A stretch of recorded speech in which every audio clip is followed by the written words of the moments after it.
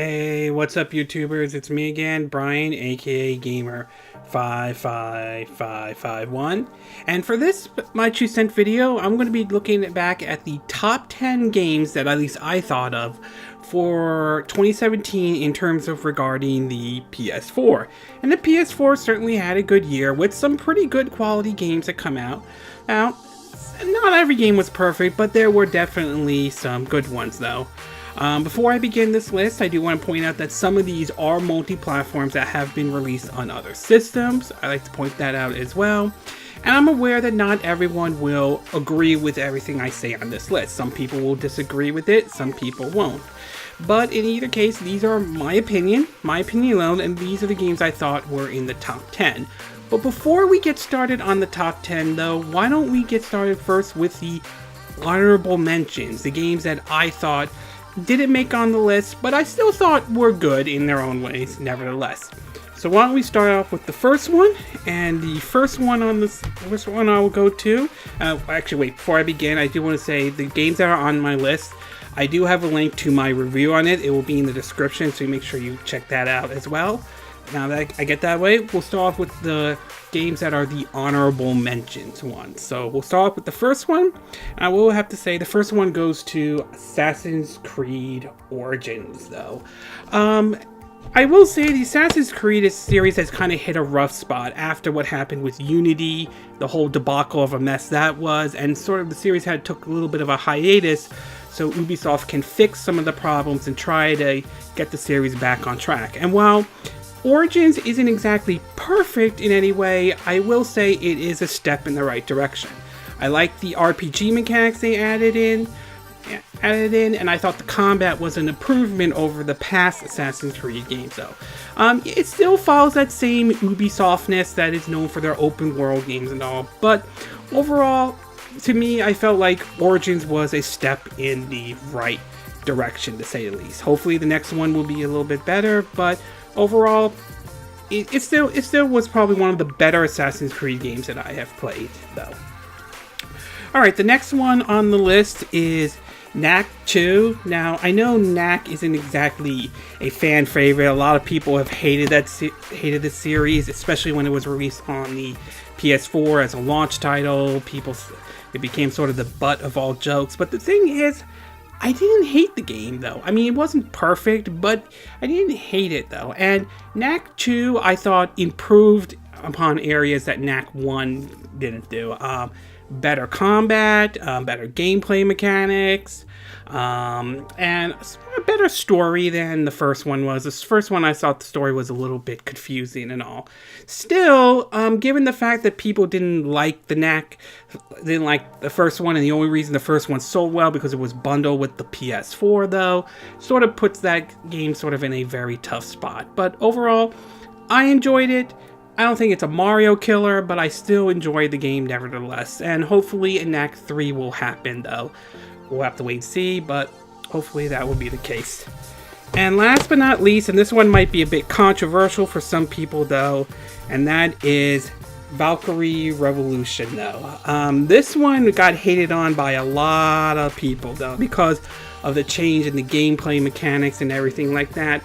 But for me, I thought it was kind of interesting. I thought it was interesting that they took sort of an action approach this time around compared to, say, the past Valkyrie games and all that stuff though. I will admit it's not perfect. The story isn't terrible, but I still think the first one was probably the better one though. But it was still a fun game though. But obviously it wasn't a hit with everyone. And with the new Valkyrie Chronicles 4 coming out for the PS4, Xbox One, and Switch, obviously they're going back towards what made the first Valkyrie Chronicles special though. But for me, I thought it was an interesting experiment. I liked the action approach. I liked some of the gameplay mechanics they put into it though. So it was a fun game. Not perfect. Not going to dethrone Valkyrie Chronicles 4, which I rank as, say, number 5 of my favorite video games of all time. But still a fun game nevertheless. Okay, we're going to take a quick break. And when we get back, we're going to get starting our top 10. And we'll go from 10 to 5. So we'll take a quick break and we will be right back.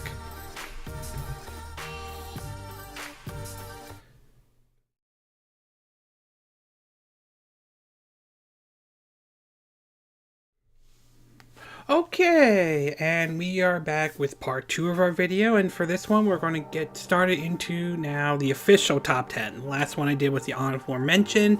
This one we're going to get to the 10 through 5. So why don't we get started with the first one, and that is number 10, and that one would be Sniper Elite 4. And I will say the Sniper Elite series is kind of sort of a bit of a guilty pleasure for me, though. Let me just put this down. It's the whole idea of you being like a sniper during World War II, taking out the Nazis and all that stuff. And the series continues, this time taking place during the Italy campaign as well. And of course, the most famous one is the gruesome kill, where you basically, if you target the bullet, if you hit the right body part, you could see an X-ray of the damage that the bullet does, though. So it's very interesting about that one. This one's a little bit different, as it starts taking place in more of an open world kind of approach than basically the past series, which has been a bit linear, though. I don't say open world like GTA, but sort of pretty much similar. But overall, I won't say similar, but close. But overall, Sniper Elite 4 is number 10 on my list. Fun, guilty pleasure type of a game. Next one, number 9, will be basically Resident Evil 7, though. Now, Resident Evil has kind of hit a sort of a hard spot after 6 came out, though. And while I view 6 as sort of improves in some areas with 5, I didn't like the forced co-op in 5, though. I can see why people may not have been a big fan of Resident Evil 6, though. Chris's campaign was like, was I playing Resident Evil or Call of Duty? Ada Wong's campaign was just terrible, but Leon was probably the only good thing I could think about it. Sherry's was okay as well, but overall it felt like it was trying to appeal to everyone, and that exactly did not work as well. Resident Evil 7, however, returns the series sort of back to its roots, as it feels like it pays homage to the first Resident Evil game. The series does take it a little bit different, as it's now done in a first-person view rather than the pre-rendered backgrounds like it was in the old Resident Evil games, or like the over-the-shoulder third-person perspective as Resident Evil, well, it started with Resident Evil 4 as well. And in a way, I like that it returned back to its horror roots from its puzzles and so on. But there were some things I'm not a big fan of, such as, the item chests and everything like that. I prefer the type that was in 4 with that kind of approach. And, of course, the lack of diversity on certain enemies as well. But overall, Resident Evil 7 was definitely a step in the right direction in bringing the series back, though. It's a shame the game didn't sell as well as Capcom hoped for it. I won't say it sold terribly, but it didn't sell as what they were hoping to be. But hopefully this doesn't diminish them going forward with Resident Evil 8. Hopefully that is a good game as well when that eventually does come out. But overall, 7 is ranked, let's see, that was number 9 on my list so far. Alright, the next one on my list is number 8. Let me see if that's correct. Number 8. And that is Final Fantasy XII, the Zodiac Age, though. This is still regarded as a really good Final Fantasy game, as a lot of people really enjoy this one. And I will say, when I first played it back when it came out, I think like around 2006 in general, though, some of the stuff was a little confusing at the time, though. Although, keep in mind, I wasn't really big into RPGs as I am a little bit more now than I am in the past. And I will say I like some of the changes they made to it, including the Zodiac job system, which now makes it a little bit easier to basically, what you want your character to be. But what really makes it good is the story and the visuals. For me, the story in this game, you kind of get a little bit of a Star Wars vibe out of it. So it's definitely worth your time to try the game out, though. If you missed it out on the first time around, it's worth trying out again. So Final Fantasy XII, the Zodiac Age, is number 8 on my list. Number 7, I will bring it up to, is Crash Bandicoot Insane Trilogy, though. Now, as I said before in my review, I never really played the Crash Bandicoot games before, though, so this is sort of my first time playing it. And I can see why they're very popular, though. this is a series that was released at the time when, 3D was just getting started and all. It's a fun, enjoyable platform, although the first one is kind of difficult in its own right, though. But it is very interesting that they decided to bring this series back and all, and with it doing very well, hopefully we'll see more of Crash Bandicoot down the road. So if you missed out on it when it was originally released back on the PlayStation, this is an opportunity to try the series out again, though. I do wish that they kind of eased up on the difficulty a little bit, though. I understand they wanted to stay as true to the original, but sometimes that can be a bit troublesome. But overall, definitely a fun game. Number 7 on my list, Crash Bandicoot Insane Trilogy, though. Number 6, and this one I recently did a review for, is South Park Fractured But Whole, and of course the Stick of Truth as well, though. As far as the licensed games go, this was actually pretty good. I mean, licensed games tend to be sort of a hit and a miss in some ways, though, but South Park Fractured But Whole and Stick of Truth avoided that with really good gameplay mechanics, though. Stick of Truth follows a Mario RPG kind of route, while Fractured But Whole follows sort of a grid-like RPG kind of route. And the combat is fun, and of course the story is very fun to listen to, although it depends on whether you're a big South Park fan or not. But South Park Fractured But Whole and Stick of Truth are really good games in their own right, and the fact that these are licensed games done correctly, which is something you don't often see a lot of, though. So overall, number 6 on my list, South Park Fractured But Whole, and of course Stick of Truth as well. So it's definitely worth trying this one out, though. So that's there. And finally, at number 5, at least for this part of part 2, though, I have to go to Wolfenstein: The New Colossus.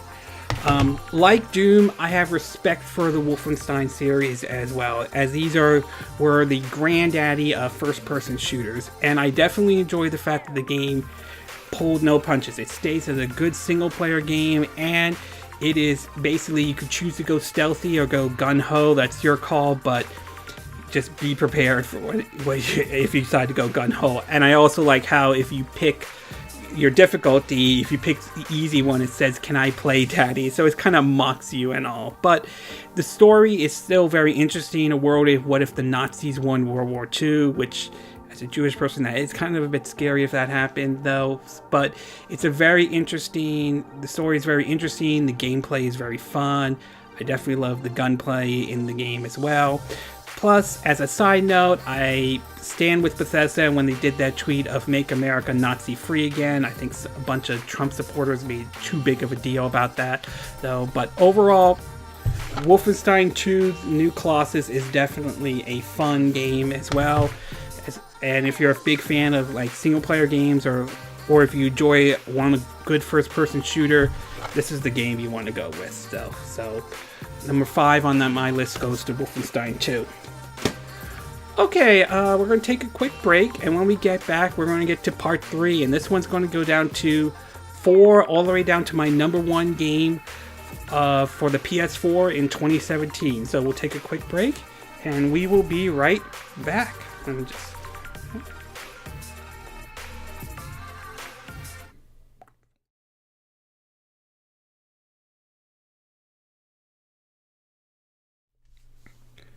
Okay, and we are back with the third and final part of our My 2 Cent video in terms of the top 10 games for the PS4 in 2017. And now for the third and final part, we're going to get to 4 to 1. So why don't we get started with number 4?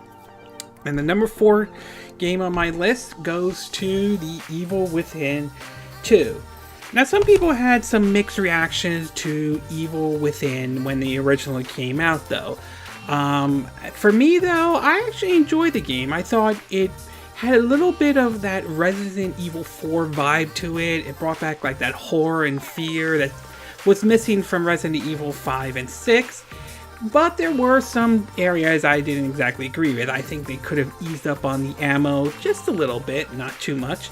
Evil Within 2 sort of takes some stuff from the first one and sort of improves a little bit of it. Now we have sort of the crafting system in the game, along with basically it now takes a bit more of an open world approach as well. Again, not like GTA or anything like that, but still fun.